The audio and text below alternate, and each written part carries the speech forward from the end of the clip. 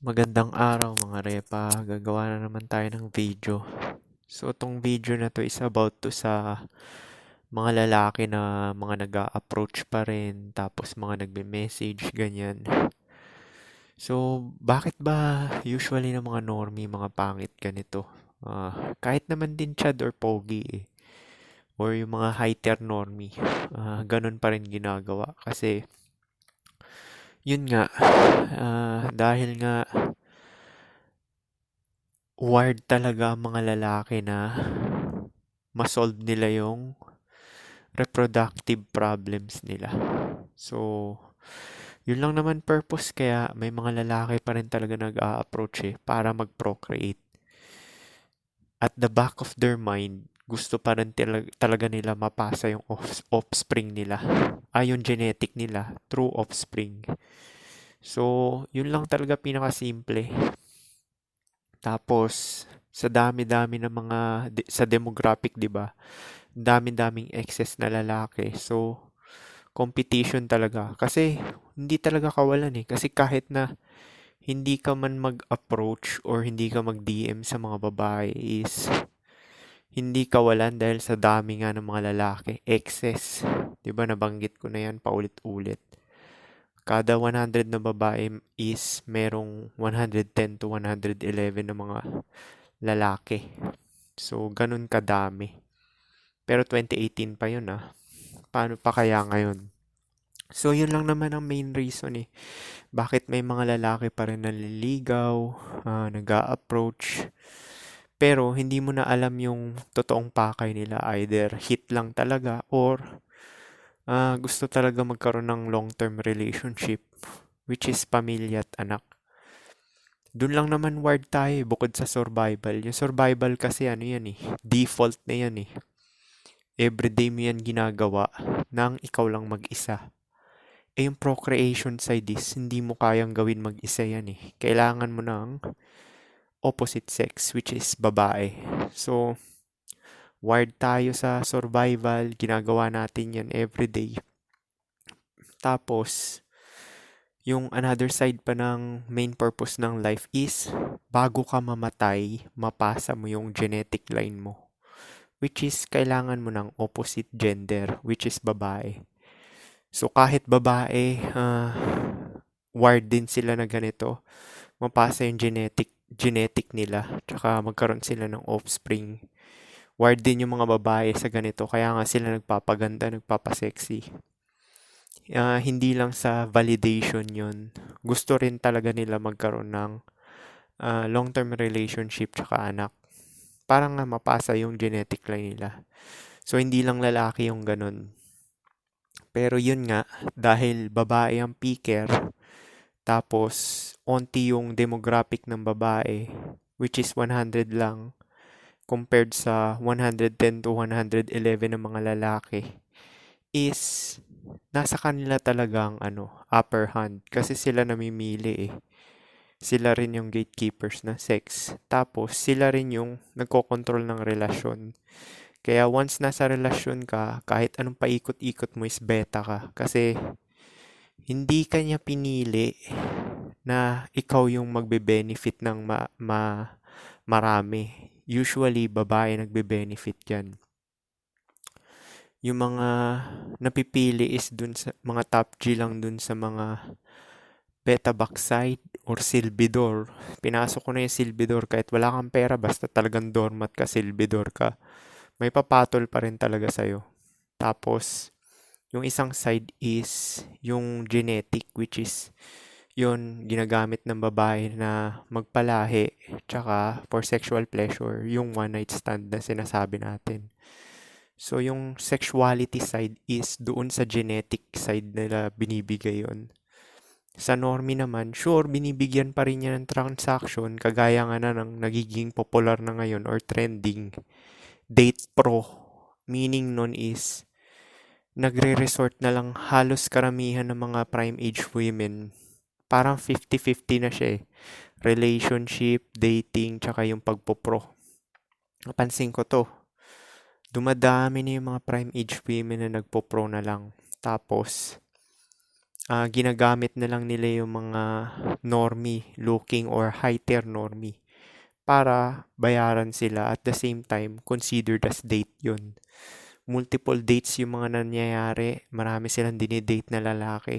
Iba't ibang itsura, iba't ibang lugar din. Kasi biruin mo sa mga details nila, 'di ba? Sinasabi willing sila na ma-pick up sa ibang lugar or sila pupunta sa ibang lugar. So kasi yan yung sinabi ko sa inyo previously, 'di ba? Excitement yan sa mga prime age women. So kung iisipin mo, ang dating in relationship is pang ano lang talaga, pang babae lang siya. Talaga sila nagbe-benefit. Tama yung red pill dyan. Tapos sa black pill naman is, pag nasa relasyon ka is beta ka.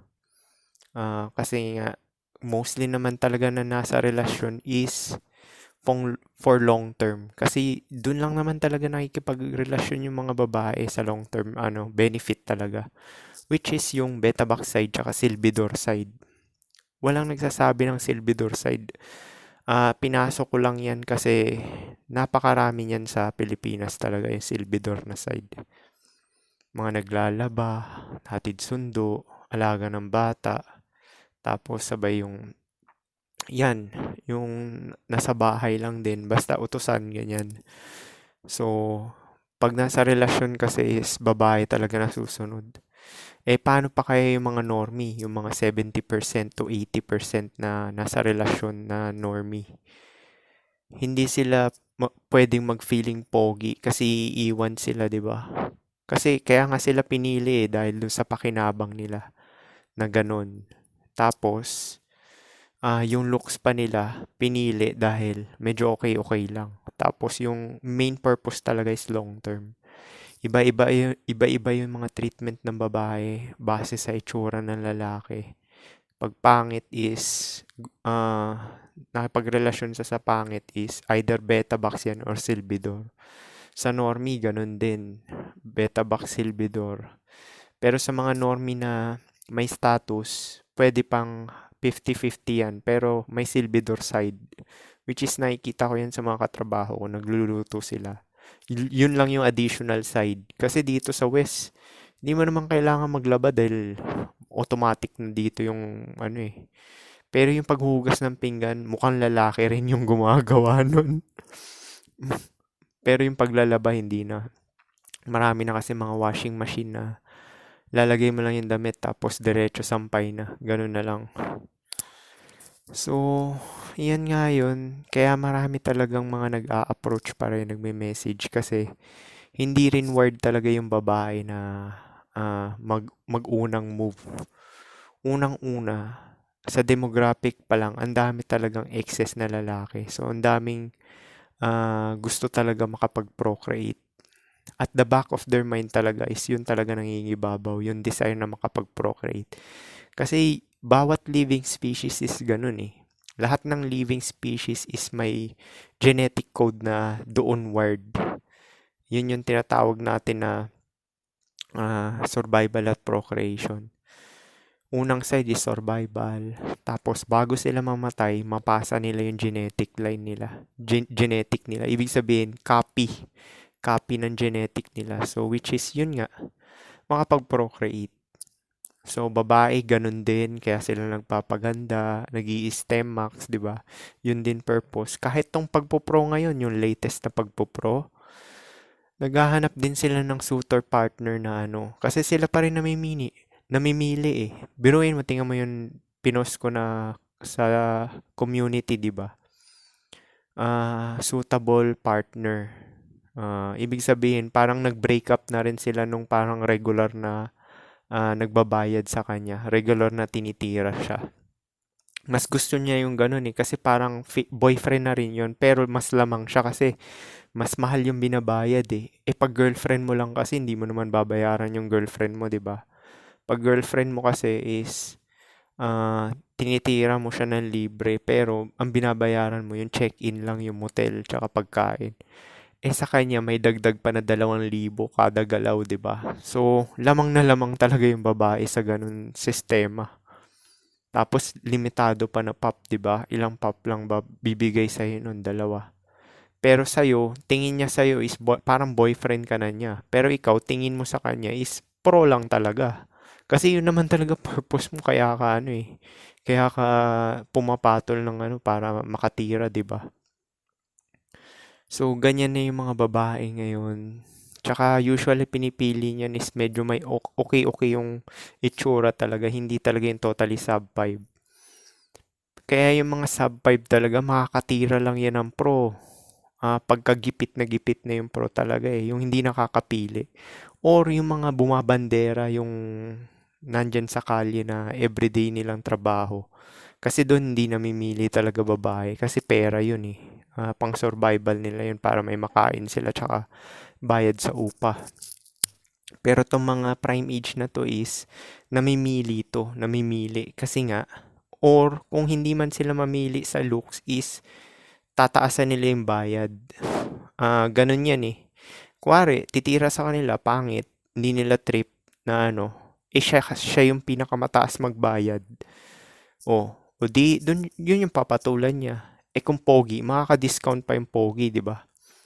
Yung pogi naman, may mga experience naman kasi yung mga pogi eh. So, hindi naman din magaganyan kasi nga, hindi rin sila, parang hindi rin kawalan sa pogi kahit na masingle sila na matagal. Kasi may mga experience naman sila eh. So, parang hindi na rin bago sa kanila yung ganyan. So, usually, mga nagpo-pro talaga is normihan lang talaga. Or meron ding high-tier normie siguro kung gusto lang talaga makatira na maganda. Yung na walang attachment tapos may pera pa siya. So, mapapansin mo rin yan eh. Nag-iiba-iba yung bayad. Kada mga lalaki na ano, depende talaga sa itsura. So, mapapansin mo yan eh. Yan yung obserbasyon ko dyan sa date. Kasi parang date na rin talaga to eh. Date pro to eh. Biruin mo, iba-ibang lalaki tumitira sa kanya. Iba't ibang lugar siya dinadala, iba't ibang hotel, iba't ibang experience. 'Di ba exciting, 'di ba? Napaka-exciting. So talagang yan na yung nakakapangamba na nang nangyayari na talaga na dito talaga sa pro side is talong-talo talaga yung lalaki dito talaga. Kasi ang lamang ka lang siguro, walang commitment. Kaso yun nga lang, paano kung yung pro gusto ka itali, 'di ba? Or magpa-knock up. Meron ding mga pro na gano'n kuwari trip niya yung ano, yung lalaki. Paano kung nasa batas yan na ganyan sa Pilipinas, yung parang kagaya dito, yung ilalagay na sa payslip mo, hindi ka makakatrabaho kung ano. Tapos pag hindi ka nagsuporta, himas rehas ka. Feeling ko mangyayari rin dyan sa Pilipinas yan eh. Kasi medyo uma-advance na Pilipinas eh. Minsan nga mas advanced pa yung Pilipinas kaysa mga western country kumpara sa tech eh. So, baka manyari yun, yung parang yung child support nandun na sa payslip. 'Di ba makikita mo lang sa payslip mo yung SSS na kinakaltas tsaka yung GSIS. Pagka may na-knock up ka, nagreklamo sa ano, sa HR or sa ano, matik yun, iaawas yun sa ano mo, payslip mo.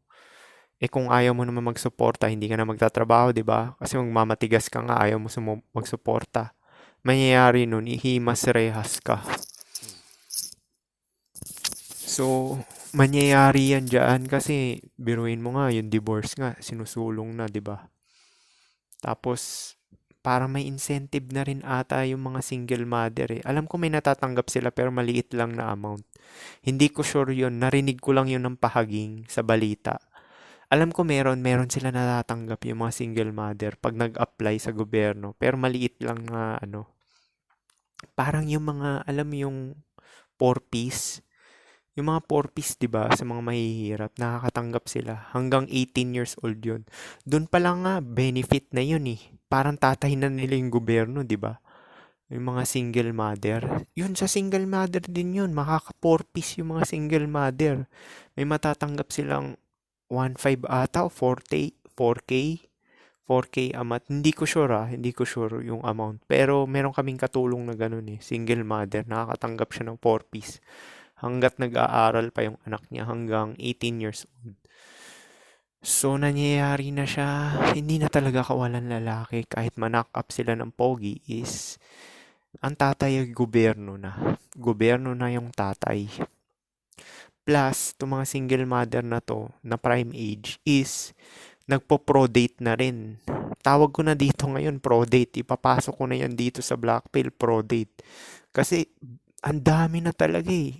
Sa mga feeds talagang, pati nga yung singles meet up eh. Kasi kasali ako sa group nun. Kasi parang 2 years ago, parang gusto ko may mamit na mga babae, ganyan. So, sumali ako doon sa group. Tongin na ngayon na-infiltrate na ng mga prostitute eh, no? Hindi na siya pang ano eh, pang singles na meet up eh. Ano na talaga siya eh. Pay to play na siya eh, pay to play. Ganun na yun nangyayari. So, yun nga.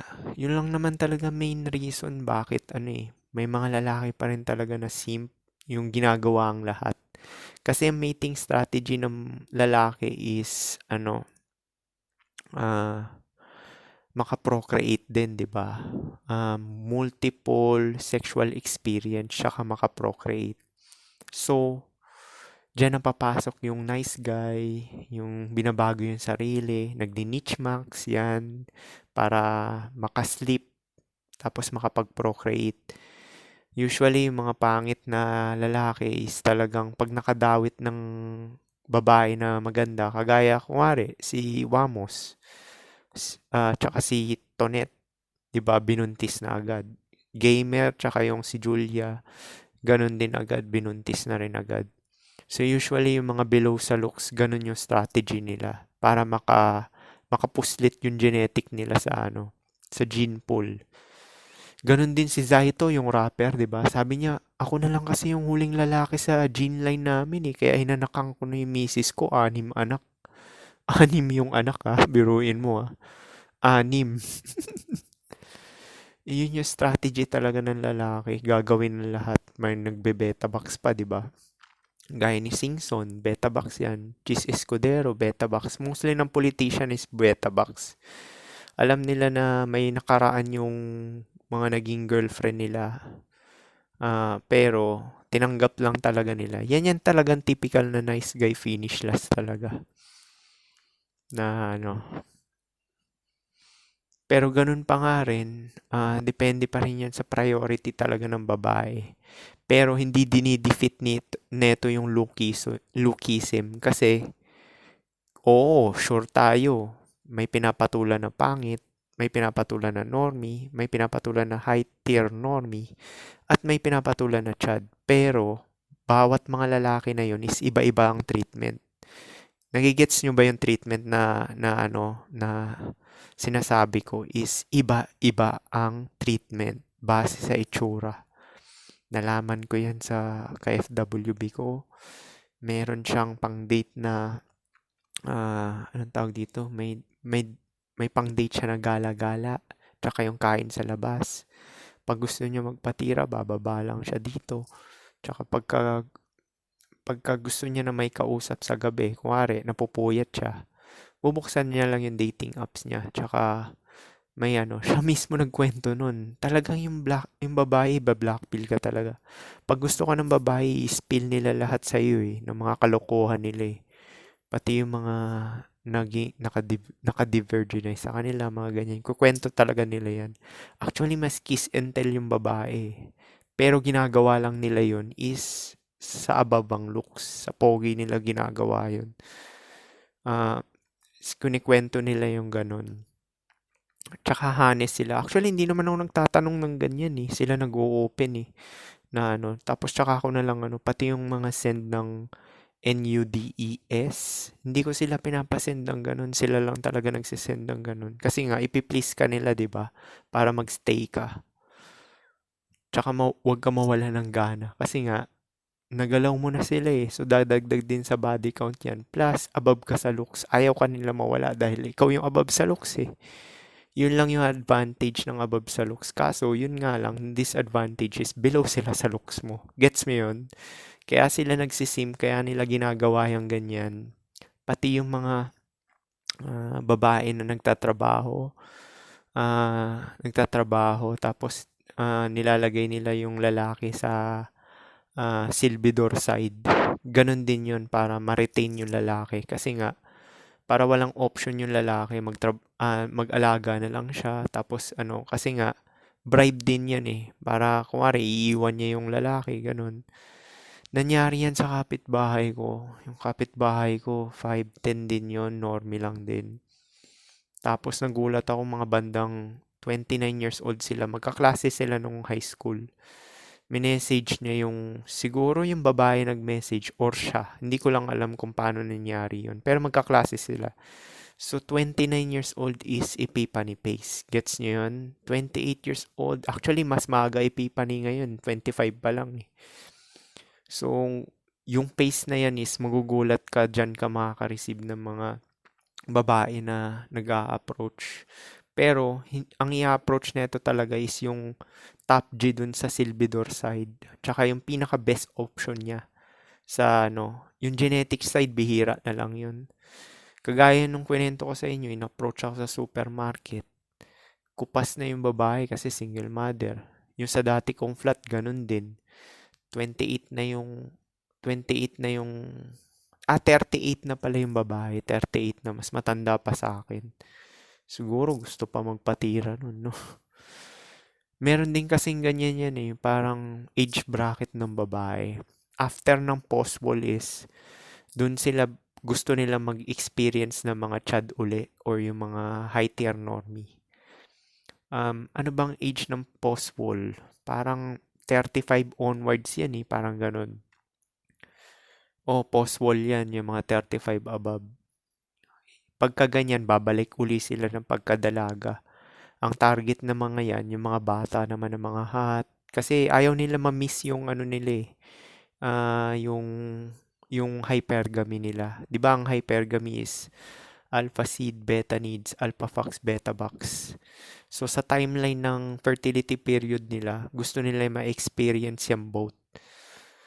So pag post-wall is tapos na yung fertility period, babalik sila doon sa alpha seed. Kaya napansin mo yung mga matatanda, mga 30, wala akong nagiging girlfriend na kasing edad ko. Napaka-coincident, 'di ba? 'Di ba sinasabi nila madali daw?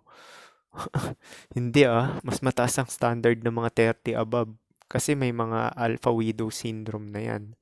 Tapos lahat ng mga naging excess niyan, yung burden, yung wall pataas ng pataas, yung expectations pataas ng pataas. Ay, hindi ko bibigay yung sex ng kasi baka sabihin easy ako. Ganito, kailangan may pera siya, ganyan. So, maraming condition pag matanda na. Kaya, wala akong nagiging karelasyon na matanda na. Usually, yung mga bata pa below 25. Which is driven sila sa looks. Kaya, dun ako panalo. Kasi yung mukha ko mukha maamo. Angelic kasi yung mukha ko eh. Kaya, dun ako lamang sa side na yun. May pumapatol sa akin na below 25. Dahil sa angelic na itsura yung mukha ko. Pero kung hyper-masculine yung itsura ko, kagaya ng mga ibang talagang barako, hindi papasa sa mga Gen Z yun. Hindi papasa. Kasi masyadong matanda na sa kanila yun, itsura na ganun eh. Ayaw nila ng ganun. Si Rico Blanco ba, hyper-masculine ba yun? Freddy Aguilar, hyper-masculine. Yun lang yung papasa sa Gen Z. May pattern yan eh. Pagka pretty boy ka, tsaka hindi yung angelic yung mukha mo, yung kahit pa sabihin mo na papasa yung looks mo sa mga Gen Z. Ibig sabihin sa mga prime age na babae, 25 below. Rico Blanco, di ba? Oh, Mark Anthony Fernandez, hyper-masculine ba yun? Usually yung mga hindi barako yung itsura. Sa ibang mga red pillar, tangina mag-gym ako, gusto ko barako itsura ko, hyper-masculine. Hindi yung gusto ng chicks, lalo na prime age women. Kahit yung muscle mo, walang kwenta sa chicks yan. Ang gusto ng prime age women is muka. Prime age tong sinasabi natin Prime age to, muka, muka talaga. Pati nga si Freddy Aguilar, di ba? Oh, tingnan mo yung itsura nun. Pretty boy yung nun eh. Yung itsura nun eh. So, yun nga yung sinasabi ko na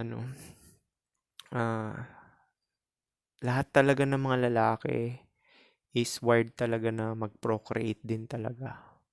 Tapos yung mga ibang direction na lang kagaya nila ay Einstein, yung mga ganyan, yung dina-divert na lang sa ibang aspeto ng buhay yung sexual frustration or sexual energy nila. Kasi dun lang nila nalalagay. Kasi 'di ba, either dalawa lang naman 'yan eh. Yung isang side is bibigay mo yung oras at energy mo sa offspring mo. Kasi yun yung copy mo, 'di ba? Sa pangalawa naman is ang pagtutuunan mo ng pansin is yung survival mo or yung hobbies mo. Either, either ano dun sa dalawa na yun.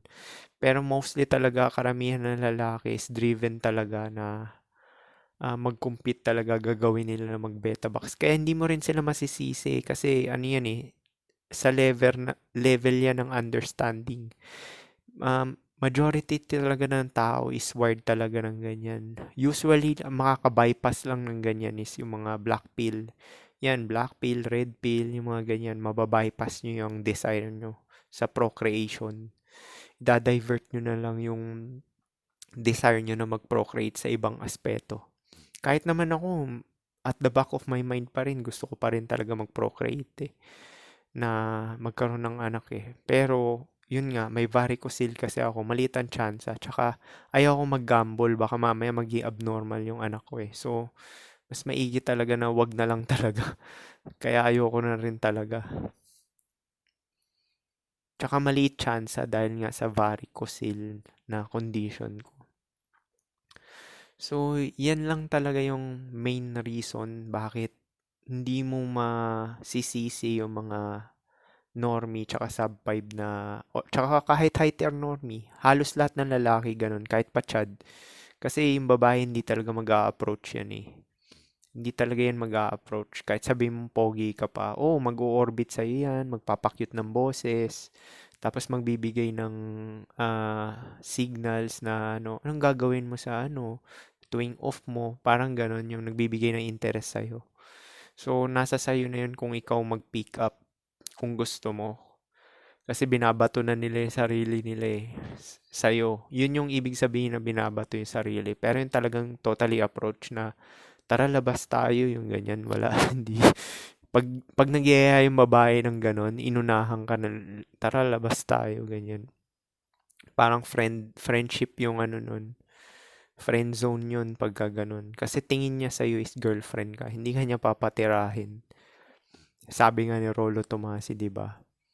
Pag yung babae nalalabas mo, hindi mo naman natitira is girlfriend ka niya. Girlfriend yung treatment niya sa'yo. Yan yung mga nasa friend zone na lalaki.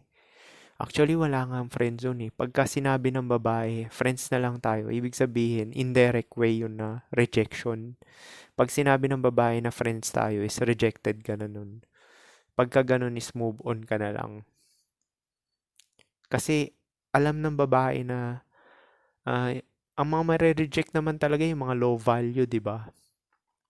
Ibig sabihin ng low value is yung mga nag-a-approach, yung mga ano, double bind nga yan eh. Yung pag-a-approach eh. Na ano, kasi parang binibenta mo sarili mo. The fact na nag-approach ka is low value ka. Parang ganun. Ang kumakagat lang sa approach is yung mga nag-o-orbit. Siyempre, nag-orbit siya sa'yo. Nakuha mo yung signal ng babae. So, in-approach mo. So, hindi low value yung tawag doon. Actually, parang babae talaga yung nagpapaing eh. Pag may gusto yung babae, nakukuha nila eh. Kasi sila yung picker talaga eh. Na ano, depende na lang talaga kung nasa lalaki yun. Kung hindi talaga uhaw na uhaw. Kagaya ko, yung mga iba kong kawork na 30 na, nag-o-orbit yan tapos nagbibigay ng choosing signals pero hindi ko binibigyan ng ano mali siya kasi wala akong interest eh. Kasi 33, anong gagawin mo sa 33? Anong gagawin nyo? Mo nga magtitirahan kayo. Pero anong gagawin mo sa 33, 'di ba? 35, anong gagawin mo diyan? Hindi ka na mag-e-enjoy dyan, 'di ba? Tapos matataba pa yung mga 'yan. Dahil nga out of prime na eh. So, yun lang yan. Kaya may mga lalaki pa rin talaga mga nag-approach is gusto talaga makapag-procreate. Yan yung na-topic ko na yan dati. Our selection is reproductive. Ibig sabihin yung mga mag-aanak agad. Tapos yung mga case selection is pinapatagal.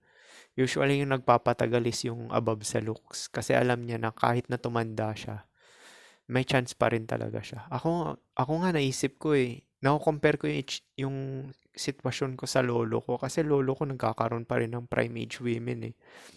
Parang 70 plus na siya. Alam ko beta box na yun ah. Hindi naman ako tanga. Siyempre, di ba, sinabi ko naman din sa inyo, hindi kayo papatulan ng babae kung looks lang yung makikita niya sa'yo. Pang-hook lang din yan, pang-hook. Pero yan yung pinaka mahirap na mapasa. Yung looks threshold. Kaya ako sinishare tong black pill kasi yan talagang pinakamahirap. Kasi kung madali yan, di sana sa lahat ng eskwelahan, lahat ng lalaki may girlfriend. Doon pa lang talaga magkakaalaman eh. Mamumulat yung mata mo eh. Kung observant ka sa mga schooling days mo, simula elementary, high school, college, kung observant ka, hindi ka tanga na lalaki bakit yung mga lalaki hindi lahat may girlfriend? 'Di ba? Kasi may tinatawag tayong looks threshold. Yan ang pinakamahirap ipasa. Yung elementary, high school, college, prime age yan. Driven yung mga prime age sa good looking dudes. Mga pogi. Kaya mahirap talaga mapasa yan.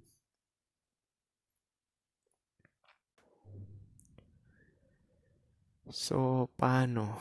Yun lang talaga yung main reason.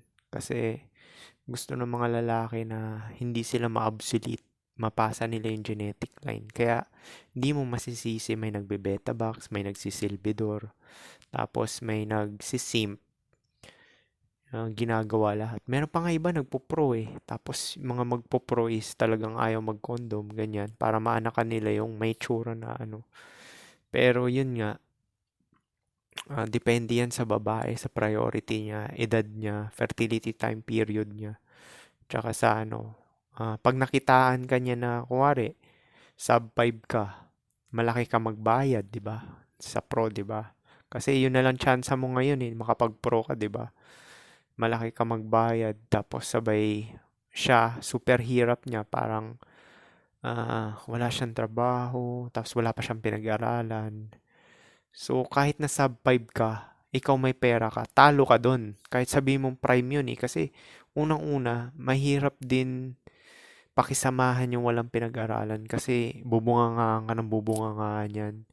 Tapos sabay, ah, karga mo lahat. As in, talagang magtatrabaho ka buong hihilata lang yan, tatamad-tamad talaga. Kasi walang pinag-aralan yan eh. Yung gagawin yan, manggugulang lang yan. Mostly pa nga, nanggugulang yung mga walang pinag-aralan.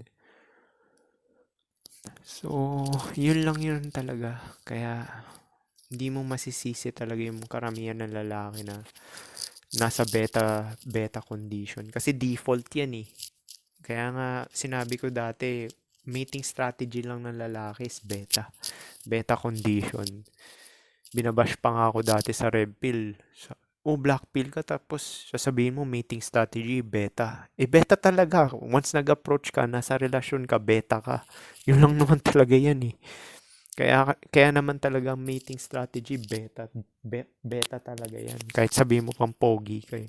Pero, kung alpha ka, pogi ka pa rin. Kahit na beta, beta yung kilos mo, pero yung yung perception ng babae sa'yo, depende sa itsura mo. Ganun pa rin. Hindi mababago yun. Alpha ka pa rin dahil genetic yan eh. Hindi mindset ang alpha. Pwede ka mag-alpha mindset, pero hindi tatalab yan. Yung mga hot and cold. Tapos yung mga no contact. Lalo na pangit ka, nag-no contact. At ang hindi kikiligin babae sa'yo. O kaya normie ka. Nako, no contact. No contact ka. Tangina ka, dito ako sa isang normie. Medyo pareho lang naman kayo na itsura eh. Di entertain ko na lang to isang normie na to. No contact ka dyan ha. O kung ayaw mo no contact, magpo-pro ako, may customer ako dito, normie, willing. Sabi sa inyo, hindi ka makakalamang sa hypergamy. Yung pangalan eh, hypergamy mating strategy, 'di ba? Hyper na, 'di ba? Hyper na, 'di ba? Hindi ka talaga mananalo. So paano yung lampis?